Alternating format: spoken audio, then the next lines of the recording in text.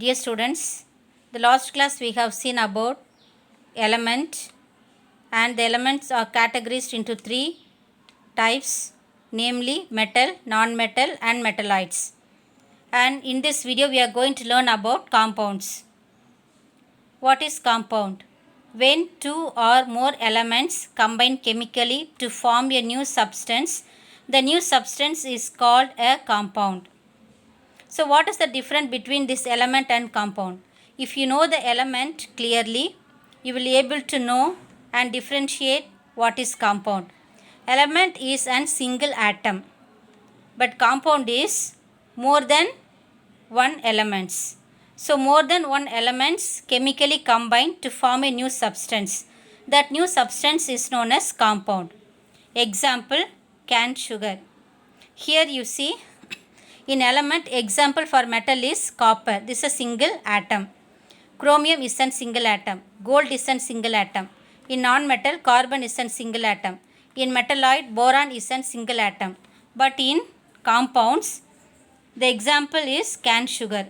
See here how many atoms are present here? Three kinds of atoms.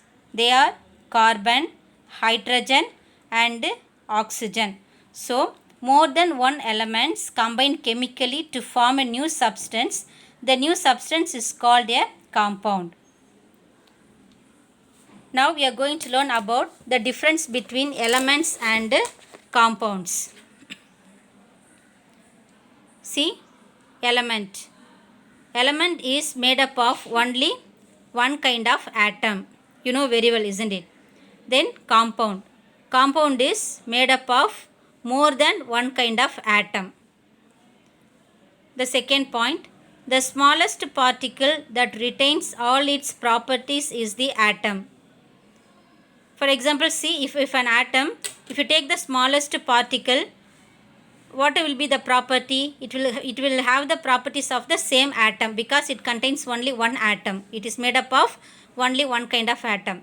But in compound, the smallest particle that retains all its properties is the molecule. If you take the smallest particle in the compound, what will be their property? The property will be the molecules which is present in the compound. Then the third point is it cannot be broken down into simpler substances. And what is compound? Compound can be broken down into elements by chemical methods.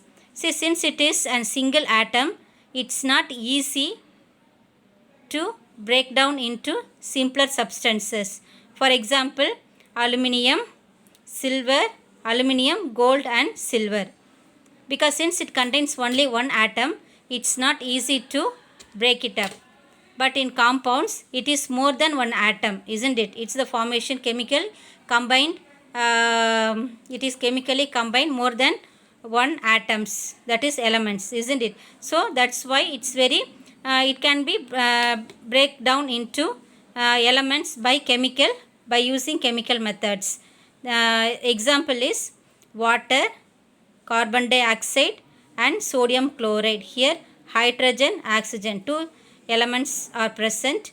Carbon, oxygen, two elements are present here, and sodium chloride. Here more than, so here is the more than one element or atom present in the compound. Here made up of only one kind of atom. So this is the difference between elements and compounds.